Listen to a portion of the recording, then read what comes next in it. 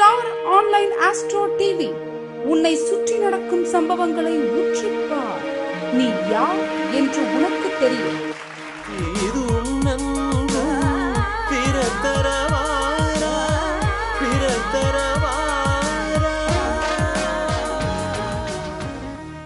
அதாவது வேந்தர் டிவி அதில் பேசி ஜோதிடத்தில் புகழ்பெற்ற ஒரு நல்ல ஜோதிடர், திறமையான நண்பர், திறமையான ஜோதிடர் அவர்களை திருச்செங்கோடு ஜோதிட ஆராய்ச்சியாளர்கள் சங்கம் 242வது மாத கருத்தரங்கம் மிகவும் சீரும் சிறப்புமாக நடைபெற்று கொண்டிருக்கின்றது. அதற்கு உறுதுணையாக இருந்து கொண்டிருக்கின்ற தலைவர் அவர்களுக்கும் சங்கத்தினுடைய செயலாளர் திரு முருகேசன் ஐயா அவர்களுக்கும் மற்றும் ஏனைய நிர்வாக குழு உறுப்பினர்களுக்கும் என் நெஞ்சார்ந்த நன்றிகள். அது மட்டும் இல்லாமல் இந்த ஜோதிட கருத்தரங்கிற்கு வருகை புரிந்து நல்ல கருத்துக்களை ஜோதிட பெருமக்களுக்கும் இந்த யூடியூப் சேனல் பார்க்கின்ற அத்துணை வாடிக்கையாளர்களுக்கும் ஒரு பயனுள்ள ஒரு நிகழ்வாக நடக்கும் என்பதை மாற்று கருத்து ஏதுமில்லை. ஒரு அரசியல்வாதி ஒரு கூட்டம் போட்டாங்கன்னா கண்டிப்பாக அரசியல் சம்பந்தப்பட்ட அந்த கருத்துக்கள் தான் பதிவிடுவார்கள். ஒரு பட்டிமன்றம் என்றால் அந்த பட்டிமன்றத்துடைய தலைப்பு என்னவோ அதை சார்ந்து தன் கருத்துக்கள் பதிவிடுவார்கள். அதுபோல் ஒவ்வொரு துறையிலும் கல்வி சம்பந்தப்பட்டாக இருந்தாலும் சரி அல்லது தொழில்துறை எதுவாக இருந்தாலும் அந்த துறை சார்ந்து அந்த தலைப்பு சார்ந்து நல்ல கருத்துக்கள் தான் நாம் பதிவிட வேண்டும். அதை தவிர்த்து மற்ற கருத்துக்கள், நகைச்சுவை இதெல்லாம் சொல்லி காலத்தை நாம் வீணடிக்கக்கூடாது. நான் நிறைய ஜோதிட பெருமக்களை நான் பார்த்திருக்கின்றேன். என்னுடைய என்னென்னா ஆழ்ந்த அனுதாபங்கள் கூட சொல்லலாம். ஏன்னா நிறைய இப்போ நமக்கெல்லாம் ஒரு ஏஜ் ஏறத்தாழ ஒரு 50, 55 அந்த நிறைவடைந்த நிலையில் நாம் இருக்கின்றோம். நமக்கு குடும்பத்தில் சில பல்வேறு பொறுப்புகள் இருக்கின்றது. வருமானம் சார்ந்து, குடும்ப உறுப்பினர்கள் சார்ந்து, கஷ்ட நஷ்டங்கள் எல்லாம் சுமந்து கடந்து தான் நாம் இந்த இடத்திற்கு இன்று நாம் வந்திருக்கின்றோம். அந்த வகையில் பார்க்கும்போது இன்று வந்தால் இப்போ ஐயாவெல்லாம் வந்திருக்காருங்க, பெரிய நம்ம சௌரியராஜன் ஐயாவெல்லாம் இருக்கார். அவரெல்லாம் வயதை பொருட்படுத்தாமல் நம்ம இளம்பிள்ளை கணேசன் ஐயா அவர்களுடன் ரெட்டை மாட்டு வண்டி போல் 2 பேருமே இணை பிரியாமல் மிதுன ராசி போல் அவர்கள் எங்கே பார்த்தாலும் அவங்க நகமும் சதையும் போல வருவார்கள். அதெல்லாம் பார்க்கும்போது நமக்கெல்லாம் ஒரு கொடுப்பனை. எங்கே போனாலும் கணேசன் ஐயா அவர்கள் நம்ம சௌரியராஜன் ஐயாவை கூப்பிட்டு வந்துடுவார். அப்படி ஒவ்வொரு குருமார்களையும் பார்க்கும்போது நமக்கெல்லாம் ஒரு பேரின்பம். இன்று இருப்பார், நாளை இல்லை. ஸோ இன்றைக்கு வாய்ப்பு உங்களையெல்லாம் பார்க்கின்ற பாக்கியம் எனக்கு கிடைத்திருக்கின்றது. அப்படி பார்க்கும்போது எனக்கு உள்ளம் உண்மையாலுமே மகிழ்ச்சி அடைகின்றது. அது மட்டும் இல்லாமல் கரூரை சார்ந்த சூரியனார் என்று சொல்லக்கூடிய நமது சுந்தரராஜன் ஐயா அவர்கள் மிகவும் நிறைய ஜோதிட கருத்துக்களில் சாரம் சார்ந்து அவர்களுடைய பலன்கள் துல்லியமாக இருக்கும். அவருடைய பலன்கள் ரொம்ப ரொம்ப துல்லியமாக இருக்கும். அவருடைய யூடியூப் சேனலில் பார்த்தாலும் கூட நாம் சில விஷயங்கள் நாம் தெரிந்து கொள்ளலாம். அதில் ஒளிவு மறைவு இல்லாமல் ஐயாவும் நல்ல தெளிவாக உள்ளத்தில் உள்ளபடி அவருடைய கருத்துக்களை பதிவிடுறார்கள். மேலும் நமது இந்த சங்கத்தினுடைய திருச்செங்கோடு ஜோதிட ஆராய்ச்சியினுடைய சங்கத்தினுடைய செயலாளர் அண்ணன் முருகேசன் அண்ணன் அவர்களும் சந்திரநாடி என்ற ஒரு அற்புதமான ஒரு முறையை ஒவ்வொரு கூட்டத்திலும் தான் பார்த்த ஜாதகத்தின் வாயிலாக பலன்கள் சொன்ன விதம், அதற்கு தீர்வு என்ன என்பதை ஒவ்வொரு கருத்தரங்கிலும் தெள்ளத் தெளிவாக அவர்களும் வந்து சொல்லுகின்றார்கள். அது மட்டும் இல்லாமல் இந்த ஜோதிடத்தில் நிறைய குருமார்கள் வந்து இருக்கின்றார்கள். அது மட்டும் இல்லாமல் இன்றைக்கு பேசக்கூடிய என்னுடைய தலைப்பு குலதெய்வம்.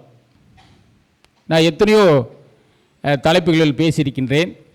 ஆனால் இதுவரை நான் குலதெய்வத்தை பற்றி நாம் எந்த மேடையிலும் நான் பேசியதாக இல்லை. ஸோ எனக்கு வரும்போது ஒரு எண்ணம் தோன்றியது, குலதெய்வம் உங்களுக்கு எல்லாம் அறிந்த விஷயம்தான். ஏனென்றால் என்னை விட வயதில் மூத்தவர்களும் அனுபவம் வாய்ந்தவர்களும் இருக்கின்றீர்கள். உங்களுக்கு ஒரு சிலருக்கு வந்து அது நிறைய தெரிஞ்ச விஷயம்தான், ஒன்றும் புதியதாக நான் ஒன்றும் சொல்லப்போவதில்லை.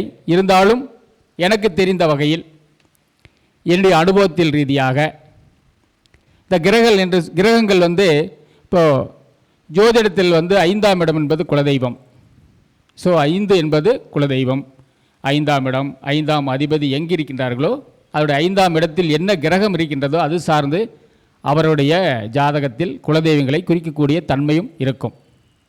அது மட்டுமில்லாமல் அந்த ராசியினுடைய தன்மை, கிரகத்தினுடைய தன்மையும் பார்க்க வேண்டும். அந்த அதிபதி எந்த ராசியில் இருக்கின்றாரோ அந்த ராசியுடைய தன்மையும் கலந்துதான் அந்த குலதெய்வம் வந்து இருக்கும்.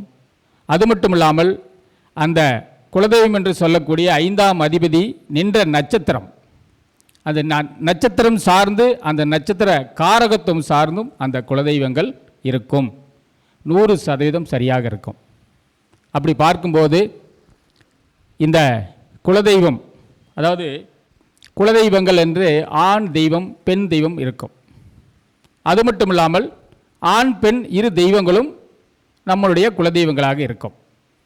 அப்படி பார்க்கும்போது இப்போ 5இல் சூரியன் இருந்தால் என்னங்கிறது என்பது உங்களுக்கு தெரியும். சிவன் அல்லது வந்து தீப ஒளி, இப்படியெல்லாம் வந்து நாம் சொல்லக்கூடிய ஒரு அமைப்பு இல்லை. அதுதான் என்ன, அதாவது இடம் பொருள் ஏவல், இதை அறிந்து நாம் வேஷம் கட்டி ஆடணும் இல்லைங்களா?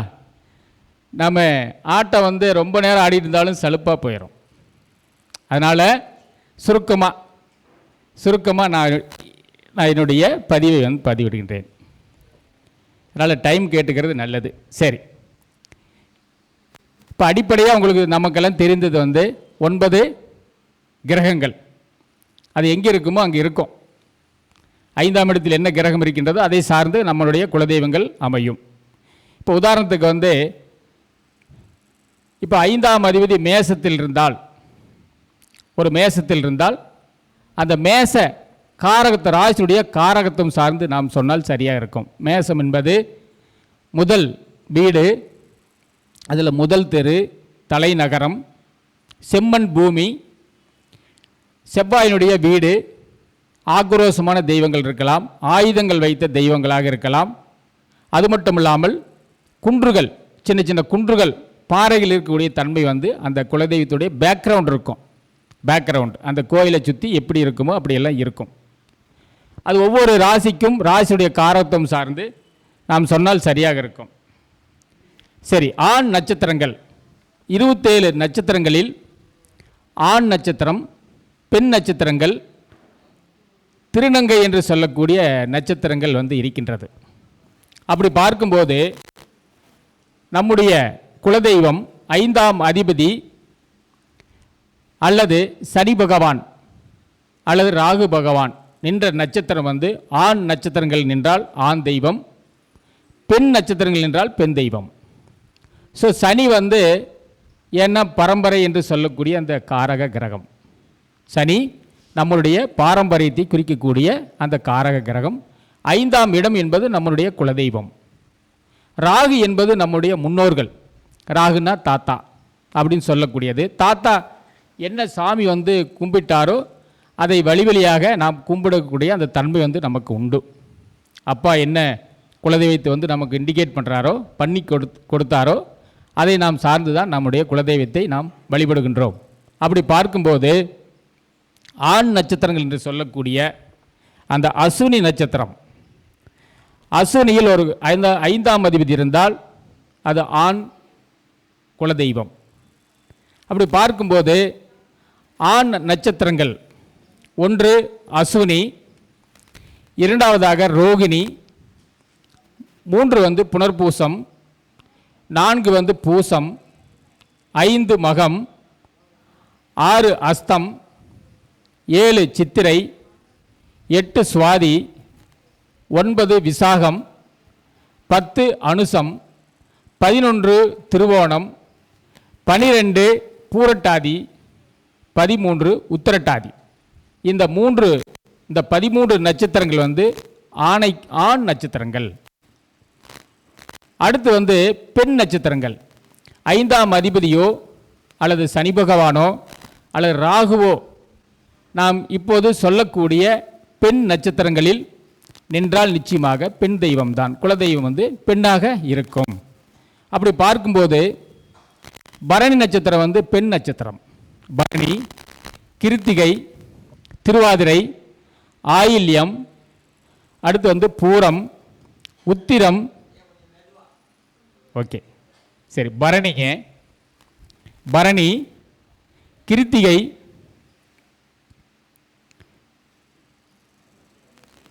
திருவாதிரை, ஆயில்யம். நீங்கள் யூடியூப்பில் பார்த்து கூட எழுதிக்கலாங்க. பூரம், அப்புறம் உத்திரம், கேட்டை, பூராடம், உத்திராடம், அவிட்டம், ரேவதி. இந்த நட்சத்திரங்கள் வந்து பெண் நட்சத்திரங்கள். அதாவது 11 நட்சத்திரங்கள் வந்து பெண் நட்சத்திரங்கள், 13 நட்சத்திரங்கள் வந்து ஆண் நட்சத்திரங்கள். மீதி 3 வந்து நட்சத்திரங்கள் வந்து எதுனா மிருகசீரிஷம், அடுத்து வந்து மூலம், சதயம். இந்த 3 நட்சத்திரங்கள் வந்து நாம் வந்து அலி நட்சத்திரம்னு நம்ம சாஸ்திரத்தில் போட்டிருக்கு. அது இப்போ நாம் அந்த வார்த்தையை வந்து பயன்படுத்துறது இல்லை. அதனால் திருநங்கைகள் என்று நாம் கொள்ளலாம். ஸோ இந்த மிருகசீரிஷம், மூலம், சதயம் இந்த 3 நட்சத்திரங்களில் 5ஆம் அதிபதியோ அல்லது வந்து சனி பகவானோ அல்லது ராகுவோ இருந்தால் நிச்சயமாக நம்முடைய குலதெய்வங்களில் ஆண் பெண் இரண்டும் இருக்கும் என்று நாம் சொல்லலாம். அதற்கு அடுத்ததாக இப்போ 5ஆம் அதிபதி 6ஆம் இடத்தில் இருந்தால் இப்போ நாம் என்ன சொல்கிறோம்? வழக்கமாக உங்கள் குலதெய்வத்தை நீங்கள் சரி முறையாக வழிபடுவது இல்லை அப்படின்ட்டு நாம் சொல்கிறோம் இல்லைங்களா? 5ஆம் அதிபதி 6ஆம் இடத்தில் இருந்தால் அவர்கள் வந்து அன்னதானம் செய்வது சிறப்பு. 5ஆம் அதிபதி 6ஆம் இடத்தில் இருந்தால் அன்னதானம் செய்வது, அவங்க குலதெய்வ கோயிலில் அன்னதானம் செய்வது சிறப்பு. ஏன்னா 5 என்பது குலதெய்வம், 6 என்பது அன்னதானம். ஸோ குலதெய்வ கோயிலில் அன்னதானம் செய்வது ரொம்ப ரொம்ப சிறப்பு. அடுத்தது இப்போ 5ஆம் அதிபதி 8ஆம் இடத்தில் இருந்தால், 5ஆம் அதிபதி 8இல் இருந்தால், 8 என்பது பழி, பாவம், அவமானம் இதெல்லாம் நம்ம சொல்கிறோம் இல்லைங்களா? அப்போ அவங்க குலதெய்வ கோயிலில் பலியிடும் தெய்வங்கள் ஆடு, மாடு, கோழி இந்த ஜீவராசிகளை வந்து பலியிடும் தெய்வ கடவுளாக அவருடைய குலதெய்வ கோவில் அமையும். 5ஆம் அதிபதி 12ஆம் இடத்தில் இருந்தால் அவங்க என்னென்ன, 12ஆம் இடம் என்பது மாயம், 12ஆம் இடம் என்பது தியாகம், 12 என்பது மறத்தல், மறக்கிறதுங்க, இதெல்லாம் குறிக்கக்கூடிய அந்த பாவகம். ஸோ 5ஆம் அதிபதி 12ஆம் இடத்தில் இருந்தால் வேண்டுதல் வச்சுட்டு அவங்க வந்து மறந்துருப்பாங்க. அவங்க முன்னோர்கள் வந்து தாத்தாவோ அல்லது தந்தையோ அவருடைய முன்னோர்கள் ஏதாவது ஒரு கோவிலுக்கு, அதாவது குலதெய்வ கோவிலுக்கு வேண்டுதல் வைத்து மறந்திருப்பார்கள், அது இறந்திருப்பார்கள். 12 என்பது மரணம்.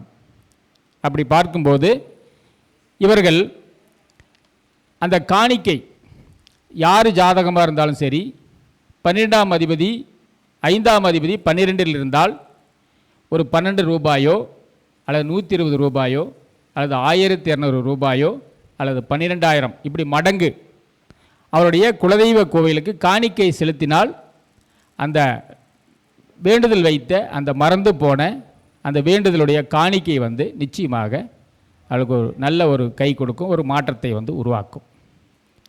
சரி, அப்படி ஒவ்வொரு நட்சத்திரங்களும் ஒவ்வொரு உடைய தன்மை வந்து குறிக்கக்கூடிய அமைப்பாக இருக்கும். சில கோயிலில் வந்து கம்பு வச்சு வழிபாடு பண்ணுவாங்க. சில கோயில் வந்து கம்பம் நட்டு வழிபாடு பண்ணுவாங்க. குலதெய்வ கோயிலில் கம்பு அல்லது பிரம்பு இதெல்லாம் சொல்லக்கூடிய ஒரு அமைப்பு வந்து இருக்கும். அப்போது அந்த குலதெய்வ கோயிலில் பிரம்பு அல்லது வந்து ஒரு கம்பு வைத்து வழிபடக்கூடிய அந்த நட்சத்திரங்கள் என்று பார்த்தால்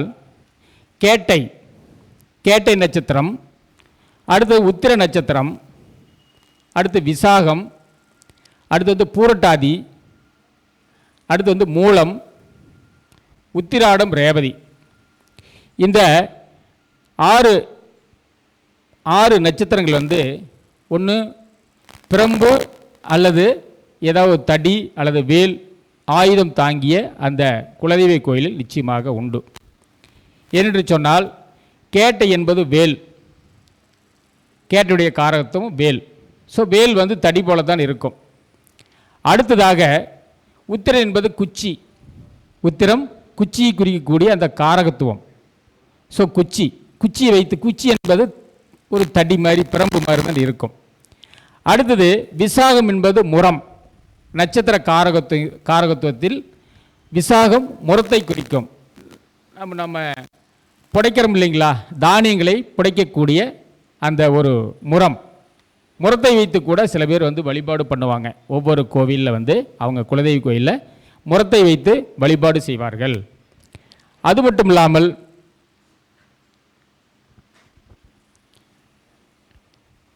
பூரட்டாதியும் ரோகிணி நட்சத்திரம், ரோகிணி கூட பிரம்பு என்று சொல்லக்கூடிய அமைப்பு இருக்கும்.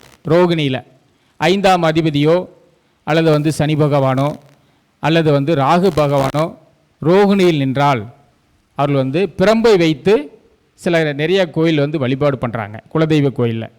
அப்படி நிறைய அது மாதிரி போன்ற அந்த காரகத்துவங்கள் வந்து இருக்கின்றது. இது நாம்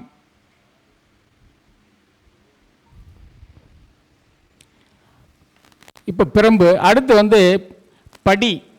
இப்போ நம்ம ஸ்டெப்பு, இப்போ ஐயப்பன் கோயில் கூட படி மேலே ஏறி போய் தான் நாம் வந்து அந்த வழிபாடு பண்ணுறோம். அதுக்கெல்லாம் என்ன காரணம் என்றால் சனி பகவான்னா படிக்கட்டு அப்படி சொல்லக்கூடிய ஒரு அமைப்பு. அப்போ சனி பகவானுடைய நட்சத்திரங்களில், அதாவது பூசம், அனுசம், உத்திரட்டாதி என்று சொல்லக்கூடிய அந்த 3 நட்சத்திரங்களில் 5ஆம் அதிபதியோ அல்லது சனி பகவானோ அல்லது வந்து ராகு பகவானோ இருந்தால் நிச்சயமாக அவருடைய குலதெய்வத்தில் படிக்கட்டு இருக்கும். படிக்கட்டில் இல்லைன்னா படிக்கட்டை வைத்து வந்து அவங்க வழிபாடு பண்ணுவாங்க. படியில் நின்று வழிபாடு பண்ணுவாங்க அல்லது படிக்கட்டையே வந்து அவங்க குலதெய்வம் நினச்சி வழிபாடு பண்ணுவாங்க. அடுத்து வந்து ராகுனுடைய நட்சத்திரங்கள், ஒன்று திருவாதிரை, அடுத்து வந்து சுவாதி, அடுத்து வந்து சதயம். இந்த 3 நட்சத்திரங்களில் 5ஆம் அதிபதியோ அல்லது சனியோ அல்லது வந்து ராகுவோ இருந்தால் நிச்சயமாக படிக்கட்டின் மூலியமாக அவர் வந்து வழிபாடு செய்வார்கள். அது மட்டும் இல்லாமல் திருவோணம், மூலம், கிருத்திகை, திருவோணம், மூலம், இந்த 3 நட்சத்திரங்களில் 5ஆம் அதிபதியோ அல்லது சனி பகவானோ அல்லது வந்து ராகுவோ நின்றால் நிச்சயமாக அந்த படிக்கட்டின் மூலியமாக அல்லது படியேறி போய் தான் வழிபாடு பண்ணக்கூடிய அமைப்பு வந்து இருக்கும். இதெல்லாம் வந்து நட்சத்திரத்துடைய காரகத்துவங்கள். சரிங்களா?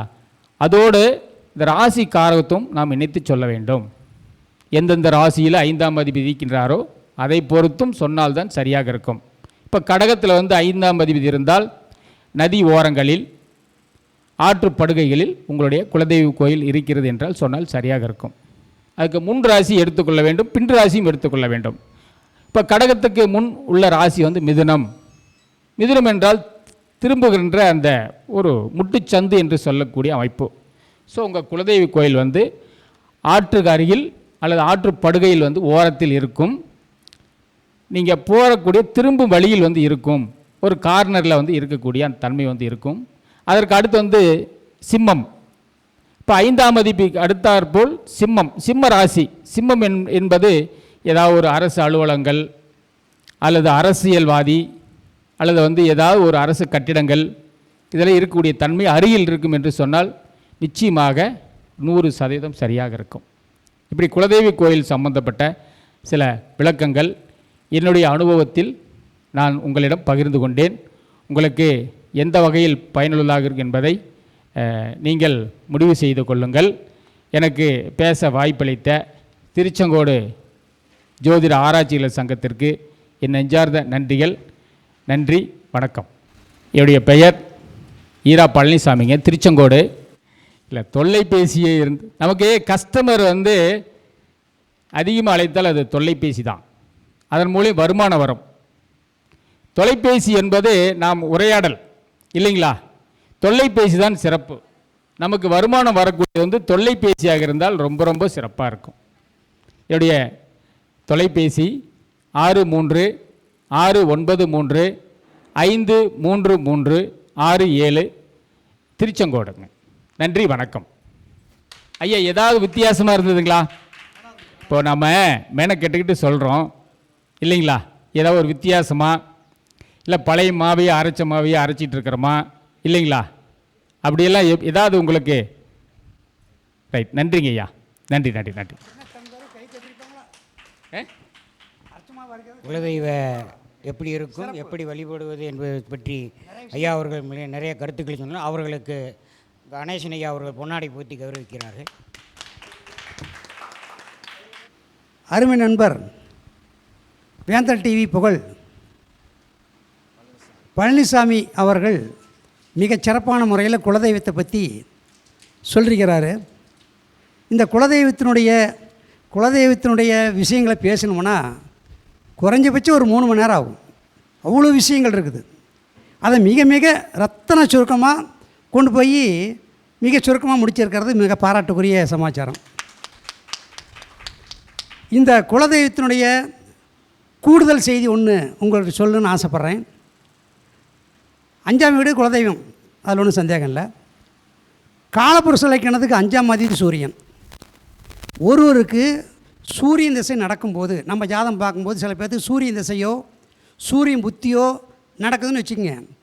அந்த சூரியன் ராகு கேது நட்சத்திரத்துலேயோ, அதாவது அஸ்வினி மக மூலம் திருவாதிரை சுவாதி சதயம் இந்த நட்சத்திரத்தில் இருக்குது அப்படின்னு பார்த்துட்டிங்களாவே உங்களுடைய குலதெய்வத்தை எடுத்துக்கட்டி செஞ்சிட்ருக்கிறாங்களா, உங்கள் குலதெய்வத்தை மராமத்து வேலை நடந்துகிட்ருக்குதா அப்படின்னு கேளுங்க. ஆமாம் அப்படின்னு சொல்லுவாங்க கட்டாயம். இதில் எந்த சந்தேகம் வேண்டாம், தெளிவாக கேளுங்க. சூரியன் திசை நடக்கும்போது அது ராகு நட்சத்திரத்திலேயோ கேது நட்சத்திரத்திலேயோ இருந்து திசையோ அல்லது புத்தியோ நடந்தால் உங்களுடைய குலதெய்வத்தை கோயில் கட்டுமான பணி நடந்துகிட்ருக்குதா, கும்பாபிஷேகம் பண்ணிட்டீங்களா, அதுக்கான ஏற்பாடு நடந்துகிட்ருக்குதா அப்படின்னு கேளுங்க. அது மட்டும் இல்லை, உங்களுக்கு உரிமை இருக்குது, அதில் காணியாச்சு இருக்குது, உங்களுக்கு 10,000 20,000 வரி போட்டிருப்பாங்களேன்னு கேளுங்க. ஆமாம் அப்படிம்பாங்க, ஆமான்னு சொல்லுவாங்க. இதில் எந்த சந்தேகம் இல்லை. அதே மாதிரி ஜனன இலக்கணத்துக்கு 5ஆம் அதிபதி, எந்த இலக்கணமாக இருந்தாலும் சரி, ஜனன இலக்கணத்துக்கு 5ஆம் அதிபதி அதே ராகு கேது நட்சத்திரத்தில் இருந்து புத்தி நடத்தினாலும் திசை நடத்தினாலும் இதையே சொல்லுங்கள், ஆமாம் அப்படிம்பாங்க. அது மட்டும் இல்லாமல் நீங்கள் இப்போ கும்பிட்டு இருக்கிற குலதெய்வம் ஒரிஜினல் சாமி இல்லை, பிரதி தான் அது, நகல் தான் இது. ஒரிஜினல் சாமி கிழக்க அல்லது தென்கிழக்க வடகிழக்க அந்த 5ஆம் அதிபதி நின்ற அமைப்பை வச்சு நீ சொல்லுங்கள். 150 மைலுக்கு அந்தாண்ட இருக்குது உங்கள் ஒரிஜினல் சாமின்னு சொல்லுங்கள். ஆமாம் அப்படிம்பாங்க. ஏன்னா அந்த காலத்தில் பஞ்சம் முளைக்கிறதுக்காக இங்கே வந்தவங்க தான் எல்லாருமே. அதில் கிழக்கு திசையிலேருந்து மேற்கு திசையாக வந்தவங்க. அங்கே குலதெய்வம் கோயில், ஒரிஜினல் கோயில், மூலப்பதி, அடித்தளம் அங்கே தான் இருக்குது. அங்கேருந்து பஞ்சம் முளைக்கிறதுக்காக அங்கே வந்து அடிக்கடி அங்கே போயிட்டு வர முடியாது இல்லையா? இப்போயாவது கார் பஸ்ஸெல்லாம் இருக்குது. அப்போ மாட்டு வண்டி தான், போயிட்டு வரத்துக்கு 1 வாரம் 10 நாள் ஆகி போயிடும். ஆனால் அடிக்கடி அங்கே போயிட்டு வர முடியாதுங்கிறதுனால அங்கேருந்து கொஞ்சம் மண் எடுத்துகிட்டு வந்து பதி போட்டு இங்கேயே குலதெய்வமாக வச்சு பூசித்து அதை பெரிய கோயிலாக்கி வணங்கிட்டு இருக்கிறாங்க. அப்போ இதுதான் என்னுடைய குலதெய்வம் அப்படின்னு கிட்டத்தட்ட ஒரு 200 வருஷமாக இந்த சாமி தான் கும்பிட்டுருப்பாங்க. ஆனால் 200 வருஷத்துக்கு முன்னால் பார்த்தீங்களா அங்கே இருக்கும். அப்போ அந்த கோயிலினுடைய பூசாரியவோ அந்த கோயிலினுடைய சீனியர் சிட்டிசனையே விசாரிச்சிங்களா? ஆமாங்க, நம்மளுக்கு அடித்தளம் அங்கே தான் இருக்குது அப்படின்னு சொல்லுவாங்க. அந்த அடித்தளத்துக்கு சில பேர் மாதம் மாதம் போயிட்டு வருவாங்க. அப்போ அந்த குலதெய்வத்து கோயிலை எப்பொழுது வணங்குறது அப்படிங்கிறது சின்ன டிப்ஸு. ஒவ்வொரு அமாவாசையிலையும் குலதெய்வங்களுக்கு போகணும். நீ இங்கேயா இருந்தாலும் சரி, இல்லை ஹெட் ஆஃபீஸுக்காக போனாலும் சரி, ஒவ்வொரு அமாவாசையிலையும் நம்ம முன்னோர்கள் நம்ம வருகைக்காக காத்திருப்பாங்க அப்படின்னு சொல்லப்படுது. அப்போ அந்த சமயத்தில் இந்த மண்ணில் நம்ம காலடி எடுத்து வச்சாவே நம்ம தோஷம் குறையிறத பார்க்கலாம். அமாவாசையானாக்க அந்த குலதெய்வம் கோயிலுக்கு போய் நம்மளால் முடிஞ்ச வரைக்கும் ஒரு சாதாரண ஒரு மாலை போட்டு எலுமிச்சம்பழம் வச்சு வெத்தலை பாக்கு இதெல்லாம் பூஜை சாமான் வச்சு தேங்காய் பழம் உடைச்சி கும்பிட்டு வந்தாலும் சரி, இல்லை சக்கரை பொங்கல் வச்சுட்டு வந்தாலும் சரி, இப்படி நம்மளால் முடிஞ்ச வரைக்கும் அந்த கோயிலில் நம்ம செஞ்சுட்டு வந்தால் நம்முடைய தோஷங்கள் குறையும், தடைப்பட்ட காரியம் தடை இல்லாமல் நடக்கும், நம்ம வேண்டுதல் நிறைவேறும். அப்போ அடுத்தது நம்ம வேண்டுதலை நிறைவேறின அப்புறம் பௌர்ணமியிலாம் போகணும். நம்ம வேண்டுதலை அப்ளிகேஷன் போடுறது அமாவாசை, அந்த போட்ட அப்ளிகேஷன் நிறைவேறிடுச்சுன்னா அடுத்தது வந்து பௌர்ணமி அன்னைக்கு அந்த கோயிலுக்கு போய் நன்றி சொல்லிட்டு வரதுக்கு போகணும். என்ன வேண்டுதல் வச்சோமோ அதை நிறைவேற்றுறதுக்கு போகிறது தான் பௌர்ணமி அப்படிங்கிறத கவனத்தில் வச்சுக்கோங்க. இதை கஸ்டமர்கிட்ட சொல்லுங்கள், பாராட்டுகள் கிடைக்கும். நன்றி, வணக்கம்.